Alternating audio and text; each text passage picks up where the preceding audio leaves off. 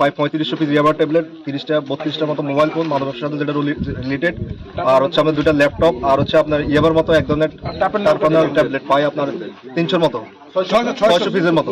বিভিন্ন পুলিশ এবং বিজিবি সহায়তায় টাস্ক ফোর্স গঠন করে এবং গঠন করে আমরা ওনাদের বাড়িতে রেড দেই। 3জনকে আমরা অ্যারেস্ট করছি, 3জন পুরুষ আর 2জন মহিলা। আমরা যখন আসি বিজিবি সহ এবং মাদক সহ আমাদের উপর প্রাথমিকভাবে তারা আমাদেরকে প্রতিহত করার চেষ্টা করছে, আমাদের উপর তারা ওই যে মানে বাধা দেওয়ার চেষ্টা করছে, কিন্তু আমরা তাদের বাধা অতিক্রম করে আমরা আমাদের অভিযান কার্যক্রম পরিচালনা করছি এবং অভিযান পরিচালনা করে আমরা আমাদের যে মাদক কাঙ্ক্ষিত 3500 পিস ইয়াবা ট্যাবলেট, 30টা 32টার মতো মোবাইল ফোন মাদকের সাথে যেটা রিলেটেড, আর হচ্ছে আমাদের 2টা ল্যাপটপ, আর হচ্ছে আপনার ইয়াবার মতো এক ধরনের ট্যাবলেট পাই আপনার 300 মতো 600 পিসের মতো।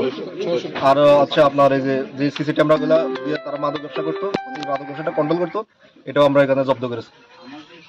এদের বিরুদ্ধে আমাদের আখাউড়া থানায় পরবর্তীতে মামলা দায়ের করা হবে। আর যারা যারা এটার সাথে জড়িত তাদের বিরুদ্ধে আমরা মামলা করব, মানে পলাতক আছে যাদেরকে অ্যারেস্ট করতে পারি না। 3জনকে আমরা অ্যারেস্ট করছি, 3জন পুরুষ আর 2জন মহিলা। এর ভিত্তিতে আমরা এখানে অভিযান পরিচালনা করছি, যৌথ অভিযান টাস্ক ফোর্সের অভিযান। মানে কিছু ইয়াবা বিক্রি করে তারা মহিলা এবং পুরুষ, সেই আমরা এসিলেন মহোদয়কে অবহিত করি।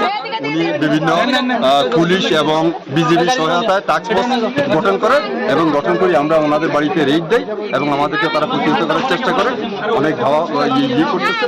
তারপরে আমি 3500 পিস ইয়াবা সহ ঈদুল মিয়া এবং তার ভাই এবং তার ওয়াইফকে মানে গ্রেফতার করি। পরবর্তীতে আমরা আমাদের মানে তাদের বিরুদ্ধে আইনানুগ ব্যবস্থা গ্রহণ করি।